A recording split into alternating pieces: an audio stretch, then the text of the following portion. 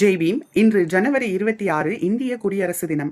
நமது பள்ளிகள், கல்லூரிகள், அலுவலகங்கள் மற்றும் பொது இடங்களில் மிஸ்டர் காந்தி அவர்களுடைய புகைப்படத்தை வைத்து அதற்கு மாலை அணிவித்து மலர் தூவி மரியாதை செலுத்தி தேசிய கொடியை ஏற்றிய பிறகு அங்கு வழங்கப்படும் இனிப்புகளை பெற்றுக்கொண்டு இந்த நாள் யாருக்கானது, எதற்காக ஜனவரி 26ஐ நாம் இந்திய குடியரசு தினமாக கொண்டாடுகின்றோம் என்ற அடிப்படை புரிதல் கூட இல்லாமல் வீடுகளுக்கு திரும்புவோம். இந்த நாள் யாருக்கானது, இந்த ஜனவரி 26ஐ நாம் ஏன் இந்திய குடியரசு தினமாக கொண்டாடுகின்றோம் என்ற புரிதல் நமக்கு தேவை என்று சமத்துவ தலைவர் அண்ணன் ஆம்ஸ்ட்ராங் அவர்கள் அடிக்கடி கூறுவார்கள். 1947ஆம் ஆண்டு ஆகஸ்ட் 15 அன்று நம்முடைய நாட்டிற்கு சுதந்திரம் கிடைத்த பிறகு நமது நாட்டில் நூற்றுக்கணக்கான மதங்கள் இருக்கின்றன, ஆயிரக்கணக்கான மொழிகள் பேசப்படுகின்றன, பல்லாயிரக்கணக்கான ஜாதிகள் இருக்கின்றன. இவை அனைத்திற்கும் ஒரு சட்டம் தேவை. அந்த சட்டத்தை இயற்ற நிச்சயமாக இவர்களால் இயலாது என்று எண்ணினார்கள் பிரிட்டிஷ்காரர்கள்.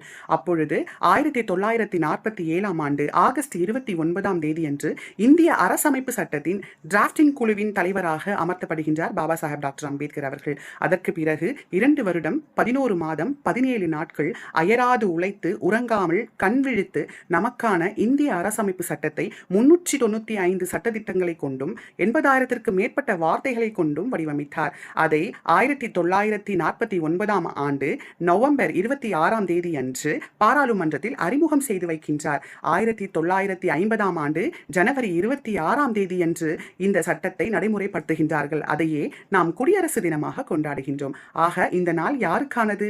யாருடைய உழைப்பை போற்ற வேண்டும். அது மட்டுமல்லாமல் இது யாருக்கான நாள்? மிஸ்டர் காந்தி அவர்களுக்கான நாளா அல்லது பாபா சாஹேப் டாக்டர் அம்பேத்கர் அவர்களுக்கான நாளா?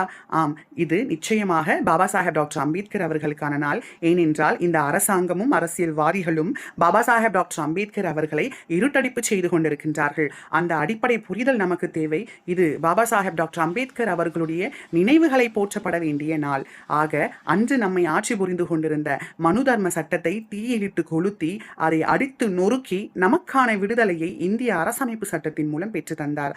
அப்படிப்பட்ட ஒரு மாமேதை, ஒரு மா மனிதரான தேசபிதா பாபா சாஹேப் டாக்டர் அம்பேத்கர் அவர்களுடைய நாளை நாம் ஜனவரி 26ஆம் தேதி குடியரசு தினமாக கொண்டாடி கொண்டிருக்கின்றோம். நன்றி, வணக்கம். ஜெய் பீம்.